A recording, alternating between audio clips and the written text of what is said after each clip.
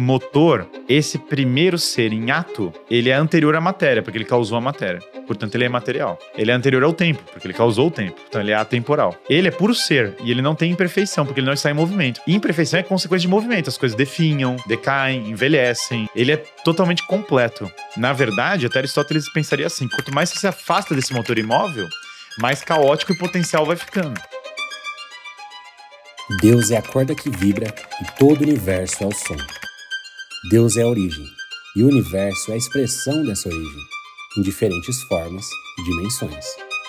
E se a nota que estiver sendo tocada no violão, por exemplo, não está de acordo com a música? Diríamos que a canção está desafinada. As cordas do violão estando afinadas, sempre mostrará o som natural. Deus é o som natural. Deus deixou a sua partitura e nos mostrou como devemos tocar a música. Nós somos falhos e com certeza vamos errar. A nota errada independe de Deus. A livre agência nos faz capaz de tomar frente das nossas decisões. O mal não existe. O que existe é a ausência do bem. O mal é uma substância? Segundo Aquino, o mal não é uma substância ou uma entidade própria. Ele diz que o mal não é uma realidade independente, mas a ausência do bem que deveria estar presente. Também diz que o mal não é uma qualidade positiva. Ele argumenta que é a ausência de uma qualidade boa que deveria estar presente. A escuridão não é uma substância própria, mas a ausência de luz. A saúde é um bem natural para o corpo humano, e a doença é a privação desse bem. Mas por que Deus criou o mal se ele é bondoso e todo-poderoso? Aquino descreve que Deus permite o mal para que o bem maior possa acontecer. Ele ainda diz que Deus permite a existência do mal para preservar a liberdade humana, o livre-arbítrio, e para que o bem possa surgir de situações de mal. O livre-arbítrio é, portanto, uma condição necessária para que o bem possa ser genuinamente escolhido, e o mal é uma consequência da má escolha. 5 vias de Tomás de Aquino. Tomás de Aquino foi um filósofo que viveu no século XIII e utilizou a ideia do primeiro motor imóvel de Aristóteles para provar a existência de Deus. A via do movimento. Tudo que está em movimento deve ser movido por algo. No entanto, não pode haver uma regressão infinita de motores. Então deve haver um motor imóvel que não é movido por nada e que causa um movimento em outros. Esse motor é o motor imóvel, que chamamos de Deus. A ideia é que o movimento, ou a mudança, sempre requer uma causa.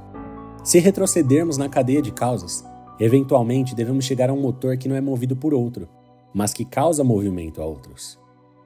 A via da causalidade. Em todo efeito há uma causa. Como não pode haver uma regressão infinita de causas, deve haver uma causa primeira não causada, que é a causa de tudo que existe. Essa causa primeira é Deus. Cada efeito tem uma causa, e não pode haver uma infinidade de causas sem um início. Assim, deve haver uma causa primeira, que é a origem de toda causalidade. A via da contingência e necessidade. As coisas no universo são contingentes, ou seja, elas podem existir ou não existir.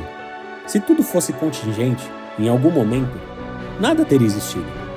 Para evitar essa possibilidade, deve haver um ser necessário que não depende de outro para existir e que é a fonte de todas as coisas contingentes. Este ser necessário é Deus. A ideia é que existe uma necessidade de um ser que exista por si mesmo para explicar a existência das coisas que são contingentes. A via dos graus de perfeição.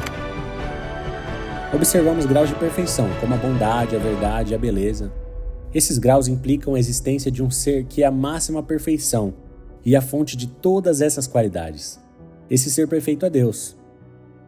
As qualidades são medidas em graus, e o que é mais perfeito é o padrão pelo qual medimos as qualidades. Portanto, deve haver um ser que é a perfeição máxima, a fonte de toda a perfeição. A via da ordem do mundo. O universo mostra uma ordem e um propósito. Os seres naturais, mesmo sem conhecimento, atuam de acordo com um plano que parece ser direcionado para um fim específico. Isso sugere a existência de um ser inteligente que ordena tudo para um propósito, que é Deus. Mesmo que as coisas naturais não tenham inteligência própria, elas agem com um propósito. Isso implica que é uma inteligência que dirige essa ordem e propósito. Essa inteligência é Deus. Outro argumento que eu posso usar aqui é usando René Descartes. Ele diz que Deus não é um jogador. Descartes acredita que Deus é um ser perfeito e benevolente, que não engana. Para que o conhecimento seja confiável, Deus deve garantir que nossas percepções claras e distintas são verdadeiras.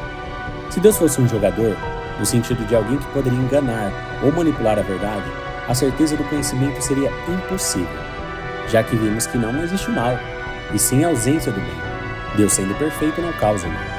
A visão de Descartes de que Deus não é um jogador reflete sua crença na necessidade de um ser perfeito e confiável para garantir a verdade e a certeza do conhecimento.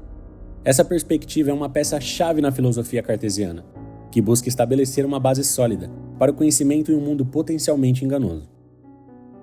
Deus, na perspectiva teológica cristã e na filosofia de Descartes, não é um jogador que age aleatoriamente. Ao invés disso, Deus é visto como um ser perfeitamente racional e ordenado, que age conforme um plano divino, sábio e benevolente. Por Tomás de Aquino, o mal é compreendido como a ausência do bem, e não como uma força independente. Essa visão oferece uma estrutura para entender a criação, a moralidade e a providência divina, de uma forma que evita a aleatoriedade e o caos, refletindo uma ordem e propósito divinos a toda a realidade. O argumento de Tomás de Aquino sobre o movimento e a causa é uma tentativa de demonstrar a existência de Deus através da lógica filosófica.